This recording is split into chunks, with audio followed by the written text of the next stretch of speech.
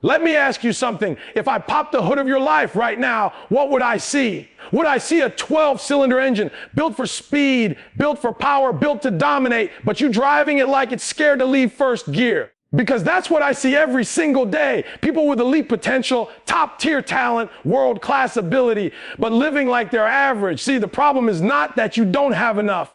The problem is you don't use enough of what you already have. You wake up tired, not because you're weak, but because you're underutilized. You feel frustrated, not because life is unfair, but because you KO, you're capable of more. You weren't built to crawl. You weren't designed to coast. You weren't engineered to play it safe. You've got a 12-cylinder engine inside you. So today, the real question is this: why are you still playing small? And before we're done here today, either you're going to keep driving your life like a broken economy car, or you're finally going to hit the gas and become who you were built to be. Let's talk about it. You already have elite power, but the tragedy is you don't live like it. You wake up every day carrying something extraordinary, yet you treat it like it's ordinary, not because you're incapable, not because you lack resources, not because you were born on the wrong side of the line, because somewhere along the way you forgot who you are. You forgot what you were built for. You forgot the level of intensity that lives inside you. You forgot that you were never designed to merely survive. You were designed to dominate your own lane. Elite power doesn't announce itself. It doesn't scream. It waits. It sits quietly while you scroll, while you procrastinate, while you negotiate with your dreams and tell yourself, tomorrow. And the scariest part is this elite power will let you waste it. It will let you play small. It will let you live a full lifetime never knowing what could have happened if you had decided to go all in. Power unused doesn't disappear. It turns into regret, frustration, and quiet self-hate that shows up when you're alone at night. You don't need more motivation. You don't need another book, another video, another person to believe in you. What you need is to stop pretending that you're average. Average people don't feel this restless. Average people don't feel this pull toward more. Average people don't feel uncomfortable staying where they are. That discomfort you feel is not weakness. It's evidence that there is something in you demanding to be expressed, demanding to be stretched, demanding to be tested under pressure. Elite power means responsibility. It means you don't get to make excuses like everyone else. It means you don't get to blame your environment forever. It means you don't get to hide behind fear and call it humility. When you know you're capable of more, playing small becomes a form of self-betrayal. You start shrinking your goals so you can feel successful without being stretched. You start lowering your standards so you don't have to confront your discipline. You start calling comfort balance and fear patience. Look at your habits. Elite power cannot be expressed through lazy routines.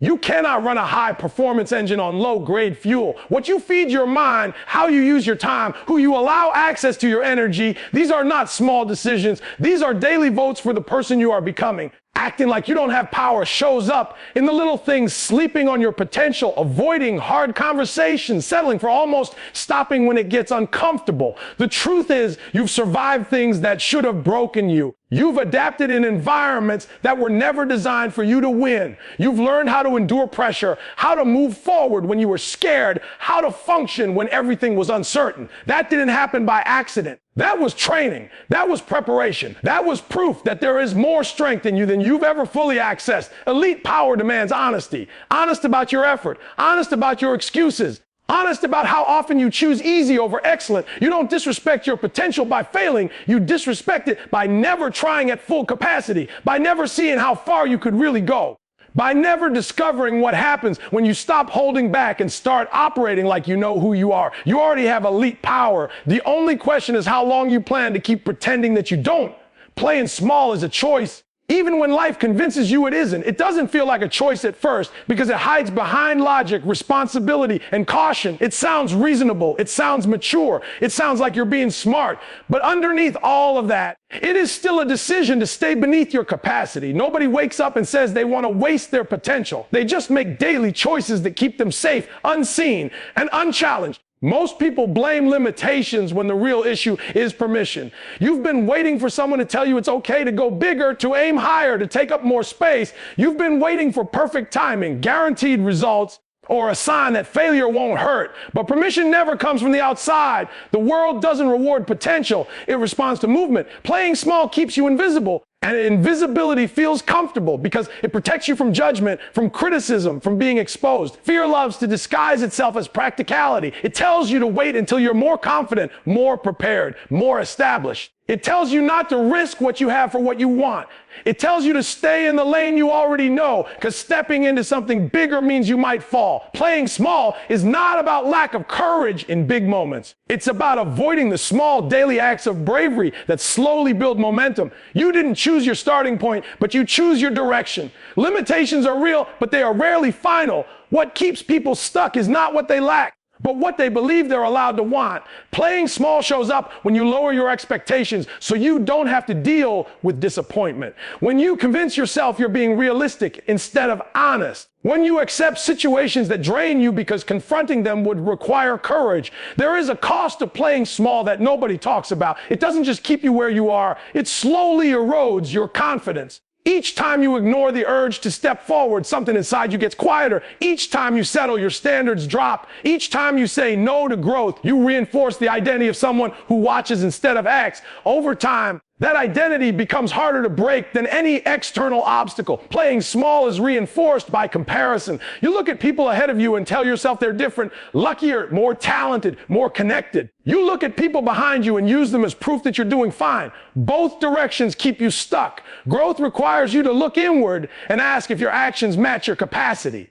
Comfort will always try to convince you that you're doing enough, even when you know you're not. The truth is, playing small feels safer than playing all. If you don't fully commit, you don't have to fully fail. You can always tell yourself you would have succeeded if you tried harder. That illusion of control is seductive, but keeps you trapped in a cycle of almost disciplined, almost focused, almost courageous, almost fulfilled. Responsibility is often used as an excuse to shrink. You tell yourself you can't take risks because people depend on you, but playing small doesn't protect the people around you. It teaches them to do the same. Your ceiling becomes their ceiling. Your fear becomes their blueprint. When you choose growth, you don't just elevate yourself, you give others permission to do the same. Every time you choose comfort over challenge, you strengthen the habit of self-doubt. Every time you choose challenge, you weaken it. Playing small is not imposed on you. It is practiced. And anything practiced long enough becomes a lifestyle rather than a phase. Untapped potential is more dangerous than failure because failure teaches, but unused ability rots quietly. Failure is loud, it hurts, it humbles you, it exposes you, but it also forces growth. Untapped potential does the opposite. It lets you stay comfortable while slowly eroding your confidence. It allows you to look functional on the outside while feeling unfulfilled on the inside. You don't break, you just fade, and fading is harder to recover from than falling. Failure gives you data. It shows you what doesn't work, where you're weak, where you need to improve. Untapped potential gives you excuses. It lets you believe you're special without ever proving it. It lets you hide behind the idea of what you could be instead of confronting who you are right now. Over time, that gap between capability and action becomes heavy. It becomes frustration. It becomes anger. It becomes self-doubt disguised as confidence. Most people fear failure because it feels like exposure. They fear being seen trying and not winning. But what they don't realize is that untapped potential exposes you every day. It shows up in the way you overreact to criticism, in the way you feel threatened by other people's success, in the way you get irritated when someone else does what you were too afraid to attempt. That irritation isn't jealousy. It's recognition. Untapped potential creates internal pressure with no release. You feel capable of more, but you don't act on it. That energy has nowhere to go, so it turns inward. You start questioning yourself. You start doubting your worth. You start feeling restless, bored, dissatisfied even when things are fine. That dissatisfaction is not a flaw. It's a signal that something inside you is being ignored. Failure happens in moments. Untapped potential happens over years. Failure might knock you down, but unused ability keeps you standing still while life passes you by. One hurts your ego, the other reshapes your identity. When you fail, you can say you tried. When you don't try, you carry the weight of never knowing how far you could have gone, never knowing what version of yourself you left unexplored. Untapped potential makes you overprotective of your self-image. You avoid challenges that might reveal your limits. You avoid competition. You avoid situations where effort is required publicly. You keep your dreams vague so they can't be tested. You tell yourself you're waiting for the right time, But deep down, you're waiting for a guarantee that doesn't exist. There is a silent resentment that grows when potential goes unused. You may not even know who you're resentful toward at first. Sometimes it's the world. Sometimes it's successful people. Sometimes it's circumstances. But eventually, if you're honest, you realize you're resentful toward yourself, not for failing, but for hiding, not for losing, but for never stepping into the arena. Failure builds resilience. Untapped potential weakens it. When you fail, you adapt. You learn to take hits. You learn to recover. When you avoid failure, your tolerance for discomfort shrinks. Small obstacles feel massive. Minor setbacks feel personal. You become fragile, not because life is harder, but because you haven't tested yourself. Untapped potential also distorts your sense of identity. You start identifying with ideas instead of actions. You see yourself as someone who could do great things rather than someone who does them. That identity feels good in theory, but it collapses under pressure. When it's time to perform, confidence disappears because it was never built through repetition and struggle. Failure can be respected, effort can be admired, but untapped potential earns nothing. It produces no proof, no progress, no impact. It leaves behind questions instead of results, and questions linger far longer than bruises. They follow you into quiet moments, in the late nights, in the spaces where distractions fade and honesty gets louder. Untapped potential is dangerous because it doesn't scream, it whispers. It tells you there's time. It tells you you're still young. It tells you you'll start soon, and one day soon turns into later, later turns into years. And years turn into a life that never fully showed up. Comfort is the enemy of greatness because it numbs urgency and disguises stagnation as stability. It feels good, it feels safe, and it feels earned, but comfort slowly robs you of hunger. The moment you get comfortable, you stop asking hard questions. You stop pushing past resistance. You stop demanding more from yourself. Not because you can't, but because comfort whispers that you don't need to anymore. Comfort convinces you that what you have is enough, even when you know deep down it isn't. It tells you to protect your current level instead of chasing your next level. It teaches you to manage your life instead of mastering it. Greatness requires tension, pressure, and discomfort, but comfort eliminates all three. It smooths the edges, dulls the drive, and replaces intensity with routine. The danger of comfort is that it doesn't feel dangerous. There is no alarm. No collapse, no dramatic failure. You just slowly stop growing. You start repeating days instead of building momentum. You start choosing ease over effort, familiarity over challenge, convenience over discipline. And because nothing is technically wrong, you convince yourself that nothing needs to change. Growth demands friction. Every upgrade in your life requires you to feel awkward, exposed, and stretched. Comfort avoids friction at all costs. It trains you to seek the path of least resistance, to stop when things get hard, to retreat when things get uncertain. But greatness lives on the other side of resistance, not inside the space where everything feels controlled. Comfort makes you emotionally lazy. You avoid difficult conversations. You avoid accountability. You avoid situations where you might be judged or corrected. You tell yourself you're protecting your peace, but what you're really protecting is your ego. Peace without progress eventually becomes dissatisfaction because you were not built to remain static. Look at what comfort does to discipline. When life feels good enough, urgency disappears. You start skipping the habits that once made you strong. You relax your standards. You delay your work. You negotiate with your goals, not because you're incapable, but because comfort removes the pressure that once forced you to show up at a higher level. Greatness requires sacrifice, and comfort hates sacrifice. Comfort wants rewards without effort, confidence without struggle, success without strain. But every meaningful transformation demands that you give something up: time, energy, sleep. Sturdy comfort tells you that sacrifice is unnecessary, that you can have results without suffering, that you can stay the same and still move forward. Comfort also shrinks your tolerance for pain. Small challenges start to feel overwhelming. Minor setbacks feel personal. You become reactive instead of resilient. When you avoid discomfort long enough, even normal resistance feels unbearable. What once sharpened you now intimidates you, not because the challenge got bigger, but because your tolerance got smaller. The greatest threat of comfort is that it makes potential expire quietly. You don't fail loudly. You fade slowly. Dreams don't die from one bad decision. They die from too many comfortable ones. From choosing the couch over the grind. From choosing approval over authenticity. From choosing short-term relief over long-term fulfillment. Comfort teaches you to settle into identities that are too small for you. You start calling yourself realistic instead of driven. You start calling yourself content instead of hungry. You start calling fear wisdom. And over time, you forget what it felt like to be obsessed, to be locked in, to be willing to look foolish in pursuit of something bigger. Greatness requires you to be uncomfortable on purpose, to wake up early when you don't feel like it, to do the work when nobody is watching, to push when quitting would be easier. Comfort will always offer you an excuse to stop short, to ease up, to delay the hard thing until later. Average habits can't drive extraordinary engines because you do daily determines what you become eventually. You don't rise to the level of your intentions. You fall to the level of your routines. An extraordinary engine demands precision, consistency, and respect, but average habits treat power casually. They waste energy, ignore maintenance, and wonder why performance breaks down under pressure. People love to talk about potential, but habits are the real evidence. Your habits reveal what you actually believe about yourself. If you truly believed you were built for more, your actions would reflect that belief. Average habits say you're okay with convenience. They say you're okay with excuses. They say you're okay with progress when it's easy but absent when it's hard. Extraordinary capacity requires extraordinary discipline, not once, but every day. An extraordinary engine doesn't respond well to inconsistency. One day focused, the next day distracted, one day disciplined, the next day careless. Average habits create a stop and go life. Bursts of motivation followed by long periods of stagnation.